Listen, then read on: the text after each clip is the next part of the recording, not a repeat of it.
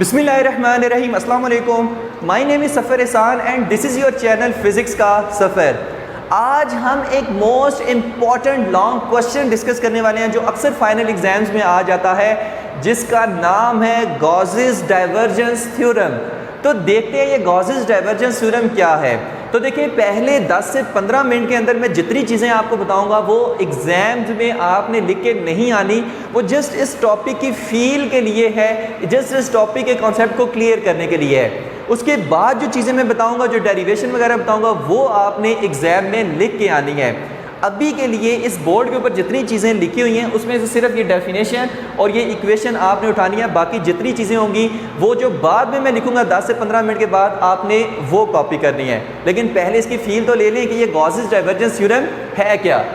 तो देखिए, पहले इसकी डेफिनेशन पढ़ते हैं कि surface integral of the normal component of a vector A taken over a close surface is equal to the volume integral of the divergence of vector A taken over a volume enclosed by that surface। इंतहाई ज़बरदस्त किस्म का जंतर मंतर है हालांकि मैं कहने वाला था इंतहाई बेसुरा किस्म का जंतर मंतर है। तो ये ऐसा जंतर मंतर है, जब तक कॉन्सेप्ट क्लियर नहीं होगा ये जंतर मंतर समझ नहीं आएगा। मैं ना इसको एक एग्जाम्पल से समझाने की कोशिश करता हूँ। बेहतरीन किस्म की एग्जाम्पल है, लेकिन उसको सिर्फ समझने की हद तक रखना है, इसकी जस्ट एक फील लेने के लिए की हद तक उसको जस्ट रखना है, ठीक है। अच्छा, मान लें एक तरबूज है, मान लें एक तरबूज है। अब तरबूज का जो ऊपर वाला छिलका होता है, मैं ना थोड़ी सी ना उसको एक फील जनरेट करने के लिए बना ही देता हूँ हल्का सा। मान लीजिए हमारे पास तरबूज है और ये ग्रीन कलर का क्या है, ये उसके ऊपर छिलका है, ठीक है। तो और ये रेड कलर का क्या है, उसके अंदर गूदा है अरे रेड कलर का होता है ना खाने वाला, ठीक है। ये कोई तरबूज आ गया, सही है।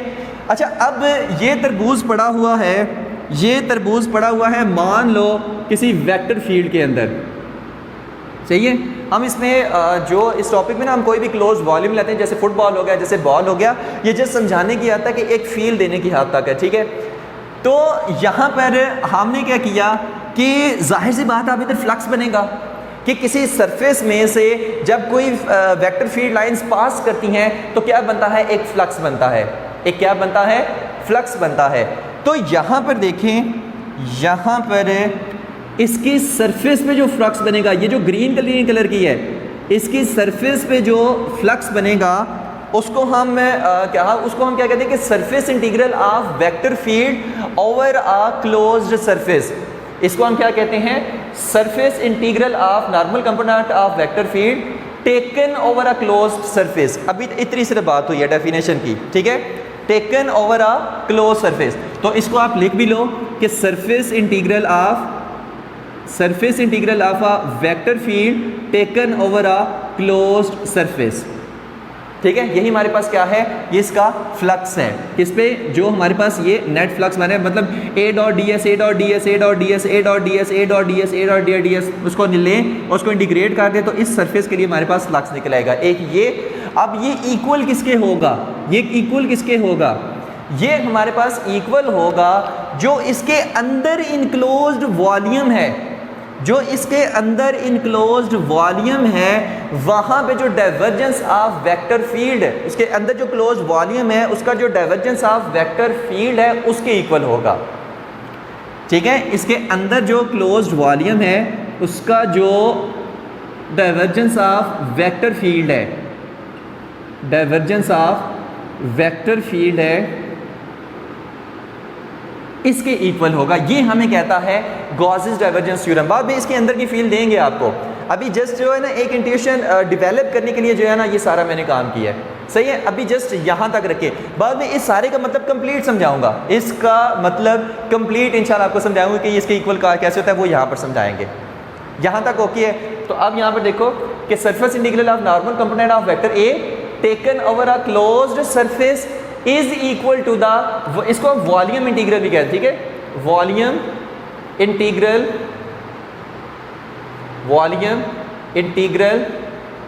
Of divergence of vector field a, और इसको हम क्या कहते हैं, सरफेस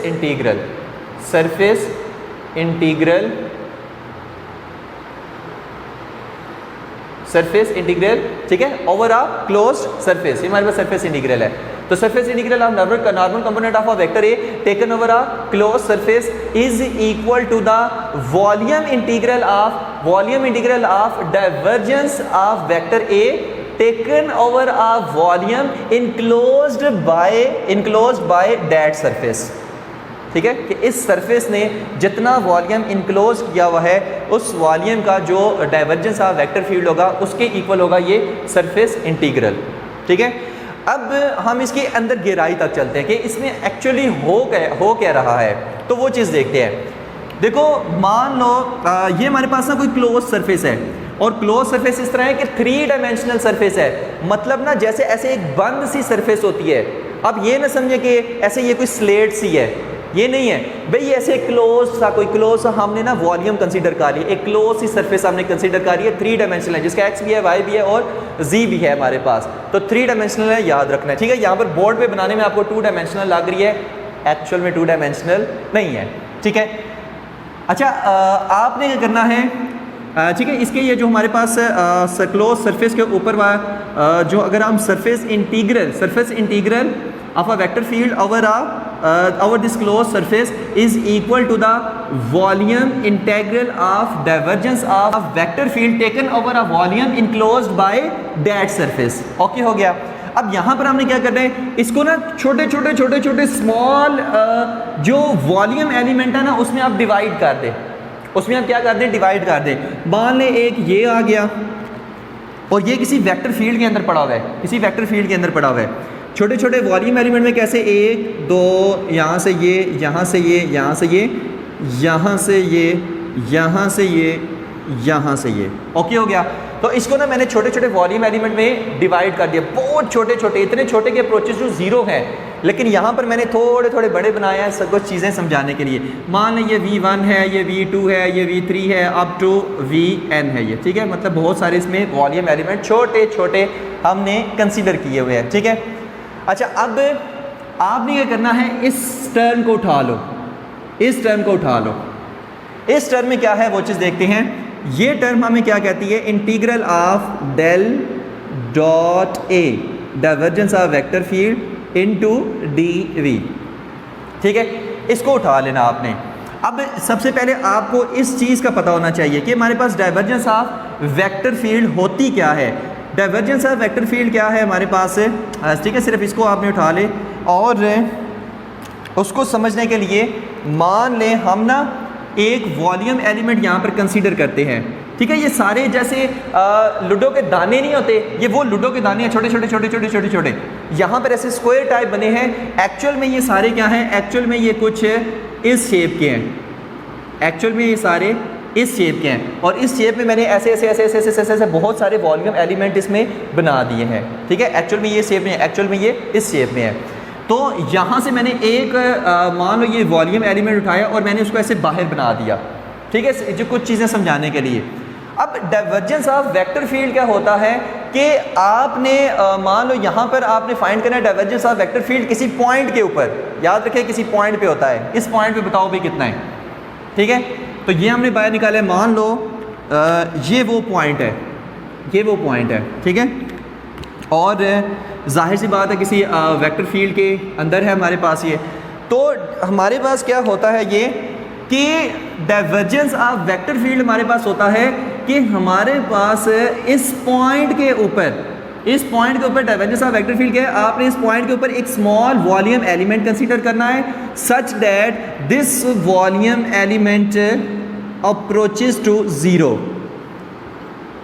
कि ये हमारे पास जो वॉल्यूम एलिमेंट है वो बहुत ज़्यादा स्मॉल है, वी अप्रोचेस टू 0। इस पॉइंट के ऊपर हमने इस पॉइंट के इर्द गिर्द हमने एक वॉल्यूम एलिमेंट कंसीडर कर लिया है। ठीक है, इस वॉल्यूम एलिमेंट में से कितना नेट फ्लक्स बाहर निकल रहा है वो हमारे पास होता है डाइवर्जेंस ऑफ वेक्टर फील्ड है।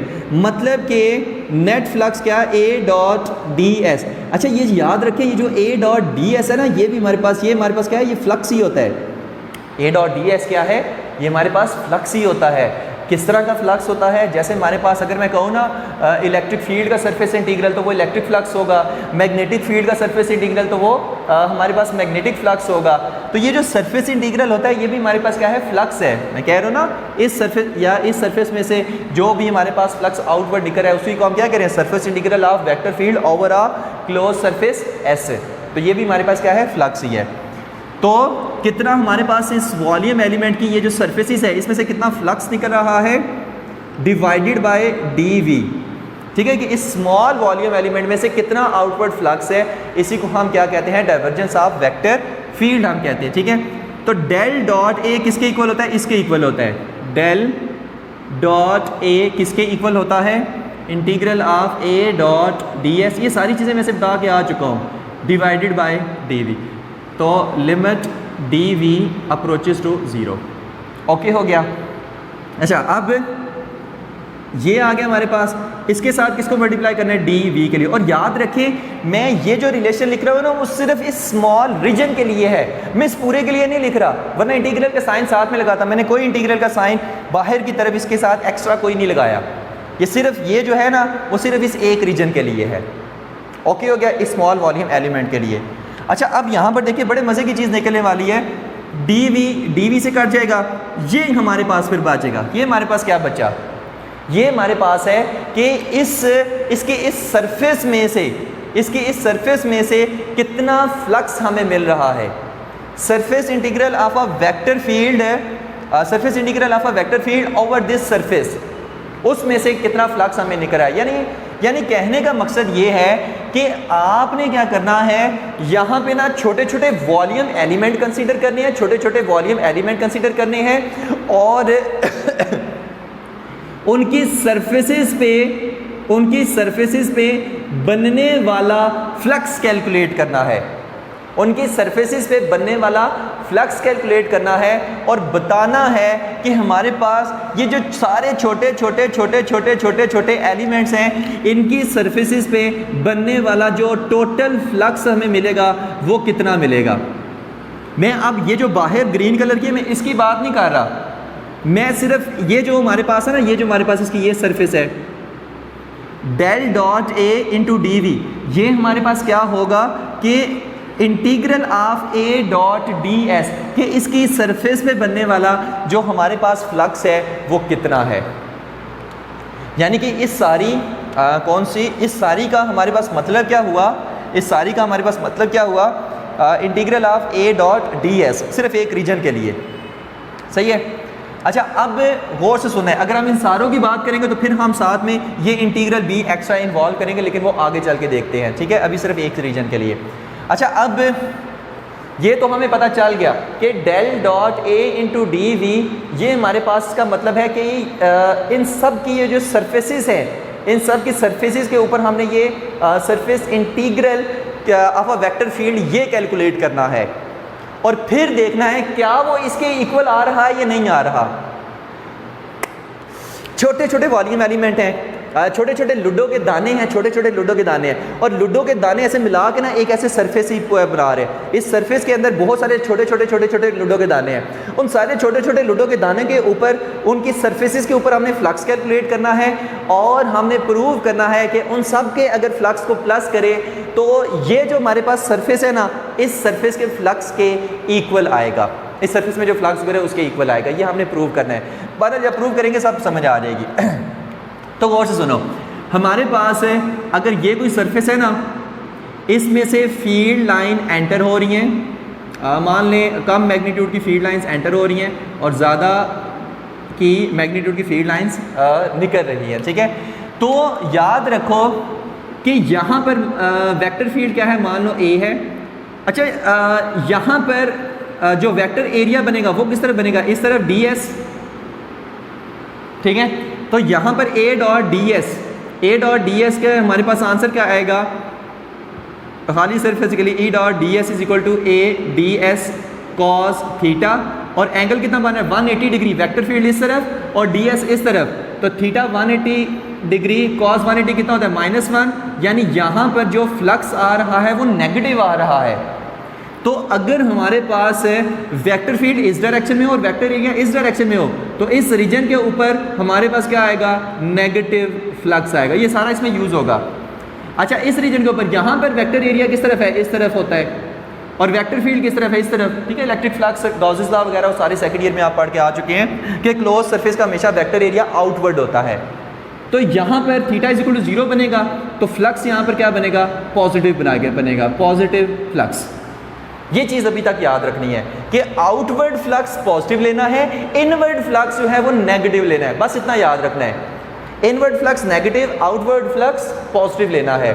और अगर याद रखो कि अगर हमारे पास सरफेस के अंदर मान लो 3 फील्ड लाइंस जा रही हैं और बाहर भी 3 जा रही हैं, तो आने वाला फ्लक्स क्या लोगे, नेगेटिव फ्लक्स, और जाने वाला क्या लोगे, पॉजिटिव फ्लक्स।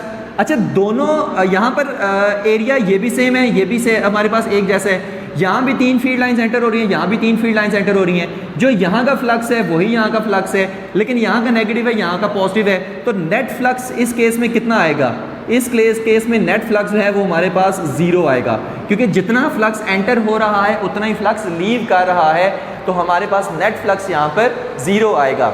ये भी एक कॉन्सेप्ट याद रखना है। अब हम इस पे आते हैं, अब हम इस पे आ रहे हैं, तो गौर से सुनना, होगा क्या, होगा क्या। पहले मैं ना मान लो 2 वॉल्यूम एलिमेंट उठा लेता हूँ, ठीक है, और यहाँ से मान लो फील्ड लाइंस एंटर हो रही हैं और यहाँ से फील्ड लाइंस क्या कर रही हैं, लीव कर रही हैं। यहाँ से फील्ड लाइंस क्या कर रही हैं, लीव कर रही हैं। अच्छा, ये दोनों की क्या है, कंबाइंड सरफेस है। इनमें से ना कोई भी मैंने 2, मान लो ये 2 वॉल्यूम एलिमेंट उठा रही है, ये इन दोनों की क्या है, कंबाइंड सरफेस है। अब गौर से सुनो, यहाँ से ये फ्लक्स है, यहाँ से ये फील्ड लाइंस एंटर हो रही हैं तो एंट्रिंग फ्लक्स है। अच्छा, इस सरफेस में से ये फील्ड लाइंस क्या हो रही हैं, यहाँ से बाहर जाएंगी। मैं ना जस्ट समझाने के लिए इसमें ना थोड़ा सा वक्फा डाल देता हूँ ताकि समझ ठीक है। हालांकि ये साथ में जुड़े होते हैं, साथ में क्या होते हैं, ये जुड़े होते हैं। मैं इसको ना थोड़ा सा ऐसे बना रहा हूँ। ये इन्फिनिट इज स्मॉल जो है वो वॉल्यूम एलिमेंट है। अच्छा, यहाँ से फील्ड लाइंस एंटर हुई, ठीक है, यहाँ से क्या करेंगी, लीव करेंगी, यहाँ से क्या करेंगी, लीव करेंगी। और जो ये वाली फील्ड लाइंस लीव कर रही हैं इस वॉल्यूम एलिमेंट में से, वही फील्ड लाइंस इस दूसरे वॉल्यूम एलिमेंट में क्या कर रही हैं, एंटर हो रही हैं, है ना। तो गौर से सुने, अब मैं कहने क्या वाला हूँ, ये जो हमारे पास सरफेस है ना, ये वाली, ये इन दोनों की कंबाइंड सरफेस है। अब यहाँ पर जितना आउटवर्ड फ्लक्स है उतना ही इनवर्ड फ्लक्स है। मतलब मान लें यहाँ से फ्लक्स बाहर जा रहा है 4, तो इस दूसरी सरफेस के अंदर जो फ्लक्स जाएगा वो भी तो 4 ही होगा, क्योंकि वही फील्ड लाइन इसके अंदर एंटर हो रही हैं। तो यहाँ से जो आउटवर्ड फ्लक्स है वही दूसरी सरफेस का, दूसरे वॉल्यूम एलिमेंट का इनवर्ड फ्लक्स है। ये सिर्फ इन सरफेसेस के बाद है। इस सरफेस पे जो आउटवर्ड फ्लक्स है वो इस सरफेस का इनवर्ड फ्लक्स है। तो आउटवर्ड फ्लक्स पॉजिटिव लेते हैं, इनवर्ड फ्लक्स नेगेटिव लेते हैं, और दोनों हमारे पास मैग्नीट्यूड में इक्वल हैं, तो ये दोनों एक दूसरे को कैंसिल नहीं कर देंगे। फिर से देखो, हमारे पास ना ये कुछ ऐसे था, ऐसे, और ये इनकी जो है ना, ये जो हमारे पास बाउंड्री है ये इनकी कंबाइंड बाउंड्री है, ठीक है। इस कंबाइंड बाउंड्री के ऊपर यहाँ से जितनी फील्ड लाइंस इस वॉल्यूम एलिमेंट में से ये जो हमारे पास ये सरफेस है, छोटा सा ये सरफेस एरिया हम ले रहे हैं, इस सरफेस में से जितनी फील्ड लाइंस बाहर निकलेंगी उतनी फील्ड लाइंस इसमें एंटर होंगी। तो बाहर जाने वाली फील्ड लाइंस पॉजिटिव लेते हैं, अंदर आने वाली, बाहर जाने वाला फ्लक्स पॉजिटिव, अंदर आने वाला नेगेटिव। तो यहाँ पर देखो, पॉजिटिव फ्लक्स, नेगेटिव फ्लक्स, ये दोनों क्या हैं, यहाँ पर इक्वल हैं बट अपोजिट हैं, ठीक है, कि एक नेगेटिव है एक पॉजिटिव है। तो यहाँ पर क्या हो जाएगा, कैंसिलेशन हो जाएगी। यहाँ पर हमारे पास फ्लक्स ये जो बन है ये एक दूसरे को कैंसिल कर देंगे। तो जहाँ भी 2 सरफेसेस आपस में कंबाइन हो रही होंगी वहाँ पर किसी का फ्लक्स पॉजिटिव बन रहा होगा, किसी का फ्लक्स नेगेटिव बन रहा होगा, ठीक है। ये हम बात करें इस A डॉट ds की, ठीक है। अच्छा, यहाँ पर देखो, गौर से सुनना है, ठीक है। ये हमारे पास ना कुछ ऐसे है, रेड कलर की लाइन जो है ना, ये वॉल्यूम एलिमेंट की, जो वॉल्यूम इसमें इनक्लोज है उसकी मैं बाउंड्री सी बना रहा हूँ। अच्छा, गौर से सुनना है, मैंने लाइन यहाँ बीच में से मिटाने वाला हूँ। अच्छा, ये इन दो रीजन की ये कंबाइंड बाउंड्री है, तो इसका मान लें पॉजिटिव फ्लक्स बन जाएगा, इसका नेगेटिव बन जाएगा। तो यहाँ पे इस पॉइंट पे फ्लक्स क्या हो जाएगा, कैंसिल। अच्छा, ये दोनों इसकी कंबाइंड बाउंड्री है, इसकी इन दोनों की ये कंबाइंड बाउंड्री है। इसके ऊपर जो फ्लक्स बनेगा, मान लें इसका पॉजिटिव बन जाएगा, इसका नेगेटिव बन जाएगा, क्योंकि एक का पॉजिटिव बनेगा एक का नेगेटिव बनेगा, ये कन्फर्म बात है। तो यहाँ से ये भी ख़त्म, ये बाउंड्री है, ठीक है। तो इन दोनों की हमारे पास जो है ना सरफेसेस की, ये हमारे पास कंबाइंड बाउंड्री है। तो मान लें इसका पॉजिटिव बनेगा, इसका नेगेटिव बन जाएगा, तो हमारे पास यहाँ पर भी फ्लक्स एक दूसरे को क्या कर देंगे, कैंसिल कर देंगे। इसी तरह जितनी भी कंबाइंड बाउंड्रीज हैं वो सारी क्या हो जाएंगी, वहाँ पर फ्लक्स कैंसिल हो जाएगा। जैसे फॉर एग्जांपल यहाँ पर फ्लक्स कैंसिल, यहाँ पर फ्लक्स कैंसिल, यहाँ पर कैंसिल, यहाँ पर कैंसिल, यहाँ पर कैंसिल, यहाँ पर, ये सारी जगह पर क्या हो जाएगा, कैंसिल हो जाएगा। यहाँ पर, यहाँ पर, यहाँ पर, यहाँ सारी जगह पर फ्लक्स इनवर्ड कैंसिल हो जाएगा। अच्छा, बाकी क्या बचेगा, कौन सी जगह पर बाकी बचेगा, ये देखिए, ये जो हमारे पास वॉल्यूम एलिमेंट है, इसकी ये जो सरफेस है, इसी तरह ये जो वॉल्यूम एलिमेंट है, इसकी ये जो सरफेस है, ये जो वॉल्यूम एलिमेंट है, इसकी ये जो सरफेस है, क्या ये सरफेस किसी के साथ कंबाइन है? मतलब अगर तो यहाँ भी कोई वॉल्यूम एलिमेंट होता ना, तो फिर हमारे पास ये जो सरफेस होती ना, वो इन दोनों की जो हमारे पास है वो मुश्तरका होती सरफेसेस, ठीक है, कंबाइन हमारे होती। लेकिन क्योंकि यहाँ पर कोई भी नहीं है, तो ये जो जगह है ना, यहाँ पर इसके साथ किसी और सरफेस की कोई बाउंड्री अटैच नहीं है। इसका मतलब है ये जो चीज़ें हैं ना, ये जो जगह हैं, यहाँ पर जो हमारे पास है वो फ्लक्स हमें मिलता रहेगा। यहाँ पर कैंसिल करने वाली कोई चीज़ नहीं है, तो सिर्फ ये बच जाएगा, बाकी हर जगह वाले कैंसिल हो जाएंगे। बाकी अंदर से सब कुछ कैंसिल हो जाएगा, कहीं पर पॉजिटिव बनेगा, कहीं पर नेगेटिव, कहीं पर पॉजिटिव, कहीं पर नेगेटिव, सिर्फ इतना बचेगा। अब यहाँ पर देखो, ये जो हमारे पास इसका वो फ्लक्स अब बन रहा है, वो हमारे पास A डॉट ds के इक्वल ही नहीं है। क्यों? ये ग्रीन बाउंड्री किसकी थी, जो हमारे पास बाहर वाली सरफेस है, वहाँ पर अगर हम वो फ्लक्स देखें, वो हमारे पास इक्वल आ रहा है जो इसका हमने आंसर निकाला है, ये रेड कलर की लाइन का। ओके हो गया। तो फिर से देखो, यहाँ पर हमारे पास क्या है कि ये जो हमारे पास है ना, del dot A into d v, del dot A into d v, ये एक पॉइंट का है, एक बहुत ज़्यादा स्मॉल वॉल्यूम एलिमेंट आपने लेना है, उसका है। तो यहाँ पर आपने बहुत सारे पॉइंट्स कंसीडर किए थे ना, बहुत सारे, जिसपे वो वॉल्यूम एलिमेंट दिए थे, जिसपे अंदर के फ्लक्स सारे कैंसिल हो गए थे। तो इस वजह से हमने यही चीज़ आप इधर लिखो और इसको आप ऐसे इंटीग्रेट कर दो कि हमने एक वॉल्यूम एलिमेंट नहीं लिया, यहाँ पे बहुत सारे छोटे वॉल्यूम एलिमेंट दिए हैं, इस वजह से हमने इसको इंटीग्रेट कर दिया है। ओके हो गया। तो अगर आपने सारे वॉल्यूम एलिमेंट की ये चीज़ फाइंड करनी है, तो इसका मतलब ये है कि आपने जितने वॉल्यूम एलिमेंट है उनकी सरफेसेस के ऊपर surface integral of vector field find करना है, क्योंकि डी वी से कट जाता है। तो अगर सबके सरफेसेस के ऊपर vector field surface integral of vector field आप फाइंड कर रहे हो, इसका मतलब है आप यही चीज़ फाइंड कर रहे हो। और ये चीज़ फाइंड करने के बाद किसके इक्वल आ रही है, ये चीज़ किसके इक्वल आ रही है, इसके इक्वल आ रही है। क्योंकि देखो यहाँ पर ये सिर्फ रेड कलर की लाइन और ग्रीन कलर की लाइन, ये हमारे पास एक जैसे मिल नहीं गई, अंदर वाली सारी चीज़ें ख़त्म हो गई, तो रेड और ग्रीन इक्वल। ओके हो गया। ये इससे निकला है, ठीक हो गया। लेकिन ये एक वॉल्यूम एलिमेंट के लिए था, ये जो हमारे पास है तमाम वॉल्यूम एलिमेंट जो हमने अंदर कंसीडर किए थे, ये उनके लिए है। ओके हो गया। तो हमारे पास ये इसका ये भी हमारे पास एक ना, ये भी हमारे पास इसका फ्लक्स ही है, ठीक है। ये हमारे पास किसके इक्वल आ रहा है, जो आउटर बाउंड्री के सरफेस, ये जो हमारे पास सरफेस है, इसका जो फ्लक्स है वो उसके इक्वल आ रहा है, ठीक है। अंदर वाले सारे ख़त्म हो चुके हैं, डन हो गया। तो ये हमें कहता है जो हमारे पास है गॉसेस डाइवर्जेंस थ्योरम, ठीक है। इसके तो ठीक ना 10 या 20 या 30 सेकंड के अंदर हम इसको बस रिपीट करते हैं, उसके बाद हम बोर्ड रेस करके हम नेक्स्ट पे जाते हैं कि आपने क्या करना है कि जस्ट एक एग्जांपल के लिए अगर आपको बताएं, एक वो रोम्बिक क्यूब नहीं होता, rhombic cube, I think rhombic cube इसको कहते हैं, तो जिससे हम वो पज़ल वगैरह सॉल्व करते हैं, ठीक है, ऐसे घुमाते रहो, फिर इधर से घुमाओ, फिर इधर से घुमाओ, ऐसे पज़ल वगैरह सॉल्व करते हैं, रोम्बिक क्यूब हमारे पास होता है, ठीक है। आपने पता क्या करना है कि उस रोम्बिक क्यूब की ये जो हमारे पास सरफेस है और ये जो यानी जो उसकी आउटर सरफेस है, वो उसका फ्लक्स अगर वो किसी वेक्टर फील्ड में बढ़ाओ, उसका जो हमारे पास फ्लक्स होगा, जिसको हम surface integral of vector field over a close surface कहेंगे, वो इक्वल होगा किसके इक्वल होगा? हमारे अंदर जो छोटे छोटे उसमें वो क्यूब से नहीं लगे हुए, उनकी सरफेसेस के ऊपर आपने क्या करना है, ये चीज़ लेना है ए डॉट डी एस, ठीक है, integral of A dot d S उन सब की सरफेसेस के ऊपर लेना है। तो अंदर वाले जितने वो फ्लक्स हैं ना वो सारे कैंसिल हो जाएंगे, जो बाहर वाले फ्लक्स हैं ना सिर्फ वही रह जाएंगे, और वो हमारे पास जो बाहर वाले फ्लक्स होंगे वो इक्वल होंगे किसके? वो जो हमारे पास बाउंड्री का हमने पहले वो फ्लक्स निकाला था उसके इक्वल होंगे, क्योंकि अंदर वाले तो सारे कैंसिल हो गए। तो ये टर्म और फिर ये इसके इक्वल निकली है। हो सके ये बातें आपको समझ आ गई होंगी। अब चलते हैं नेक्स्ट जो आपने पेपर में काम करना है उसकी तरफ। अब इसकी हम मैथमेटिकल डेरिवेशन की तरफ थोड़ा सा आते हैं। तो अगर वो कॉन्सेप्ट समझ आ गया है तो ये वही हलवा मक्खन मलाई है, तो ये वही सरफेस है जिसको स्मॉल वॉल्यूम एलिमेंट में हमने डिवाइड किया हुआ है। ये डेल्टा V1 कह लें, ये डेल्टा V2 कह लें, ये डेल्टा V3 कह लें, ये डेल्टा Vn कह लें, ठीक है।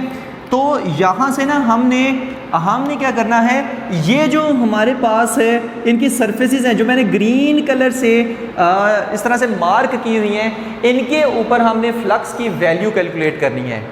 इनके ऊपर हमने क्या करनी है, फ्लक्स की वैल्यू कैलकुलेट करनी है। वॉल्यूम एलिमेंट दी है ना, तो वॉल्यूम एलिमेंट के जो हमारे पास ये वाली सरफेसेस हैं, मैं फिर से कह रहा हूँ ये क्यूब की शक्ल में होती हैं, छोटे छोटे क्यूब, लेकिन बोर्ड पे इस तरह से बनाने में इस तरह से लग रहा है। इनके ऊपर हमने फ्लक्स की वैल्यू कैलकुलेट करनी है, ठीक है। तो देखते हैं वो किसके इक्वल आती है।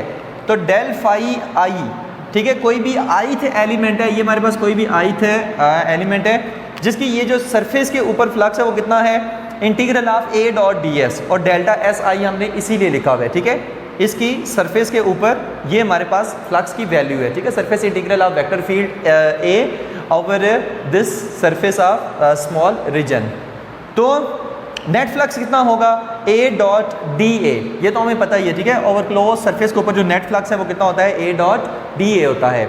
अच्छा, बहरहाल इसके अंदर नेट फ्लक्स हम देखो, हम अब क्या करेंगे, इसके ऊपर तो हमने कर लिया है कि फ्लक्स की कितनी हमारे पास आ रही है।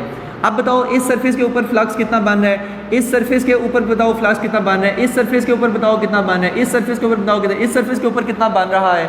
ये सारे वॉल्यूम एलिमेंट जो हमने लिए इनके क्यूब की शक्ल में फॉर एग्जांपल, तो उसकी सरफेस के ऊपर कितना फ्लक्स बन रहा है वो हम कैलकुलेट कर रहे हैं। तो नेट फ्लक्स कितना होगा, इसके ऊपर मान लो डेल्टा फाई 1 बन रहा है, इसके ऊपर delta phi 2, delta phi 3, delta phi 4, तो सब के ऊपर जो हमने पहले हमने काम किया है इसी वीडियो के शुरू में कि सब के हमने क्या लगाए हैं, सरफेसेस के फ्लक्स निकाले थे, फिर उनको ऐड अप कर दिया था, कुछ अंदर से कैंसिल हो गए थे, तो सिर्फ ये आउटर हमारे पास बच गए थे, तो हमने कहा था ये ए डॉट डी एस जो आउटर सरफेस का उसके इक्वल है। तो delta phi 1, delta phi 2 up to delta phi n, तो जब इन सब के को हम प्लस करेंगे तो नेट फ्लक्स कितना आएगा, summation of i is equal to 1 से लेकर एन तक को डेल्टा फाई आई आ जाएगा, ठीक है। Where i is equal to 1, 2, 3, 4, 5, 6 जितने भी हो जाए, आई इज इक्वल टू 1 से लेकर एन तक है।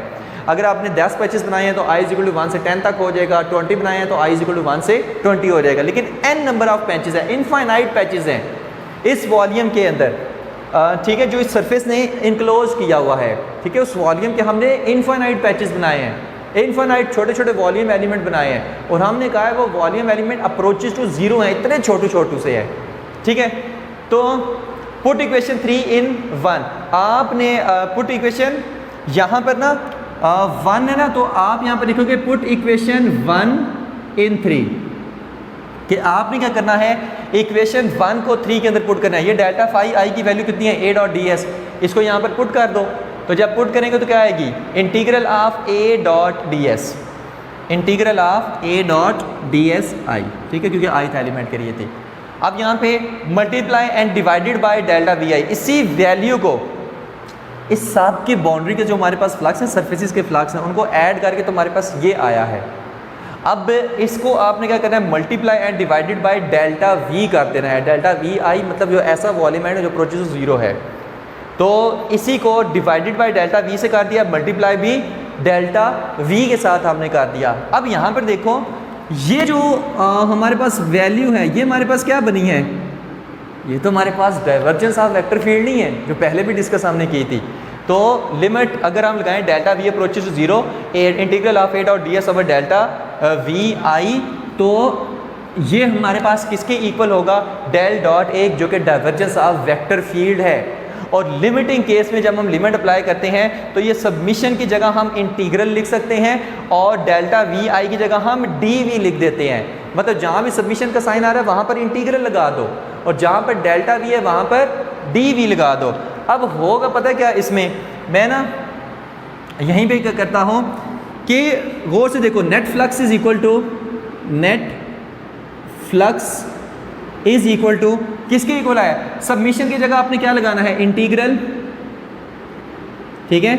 और ये जो a dot d s over delta v i, इसकी जगह आप क्या लिखोगे, डेल डॉट ए, और इस डेल वी आई की जगह आप क्या लिखोगे, डी वी, इसकी जगह आप क्या लिखोगे, डी वी, और इसको नाम दे लो इक्वेशन नंबर 4 का, ठीक है। अब यहाँ पर देखो आपके पास एक ये आ रही है इक्वेशन 2 और आपके पास एक ये इक्वेशन आ रही है इक्वेशन 4। तो यहाँ पर आप लिखोगे कि कंपेयर इक्वेशन 2 एंड 4, तो हमारे पास क्या आएगी, ये 2 है, नेट फ्लक्स इसके इक्वल, उसमें नेट फ्लक्स उसके इक्वल, तो integral of A dot D A नहीं, यहाँ पर हम डी एस बार बार ले रहे हैं, ठीक है, डी ए नहीं। अगर डी ए लेना है तो फिर सब में डी ए लेना है, अगर डी एस लेना है तो फिर सब में डी एस ही आपने लेना है, ठीक है। तो डी एस सरफेस का is equal to volume integral of divergence of vector field del dot A और यहाँ पर डी वी। तो मुझे बताओ, ये वही इक्वेशन नहीं निकल आई जो हमने पहले लिखी थी, इसी को तो हम प्रूव कर रहे थे। इसको हमने प्रूव कैसे किए, फिर से देखें, यहाँ से इस वॉल्यूम एलिमेंट को छोटे छोटे वॉल्यूम एलिमेंट में डिवाइड किया, उनकी सरफेसिस पे हमने फ्लक्स को कैलकुलेट किया, उन फ्लक्स को हमने ऐड किया और ऐड करके हमारे पास ये चीज़ आई, ठीक है। यहाँ पर एक स्टेप बस याद रखना है कि डेल्टा वी से मल्टीप्लाई और डिवाइड करना है, उसके बाद ये चीज़ आएगी और इसको आप कंपेयर करोगे तो हमारे पास गॉसेस डाइवर्जेंस थ्योरम प्रूव हो जाएगा। तो ये हमारे पास है proof of Gauss's divergence theorem, ठीक हो गया।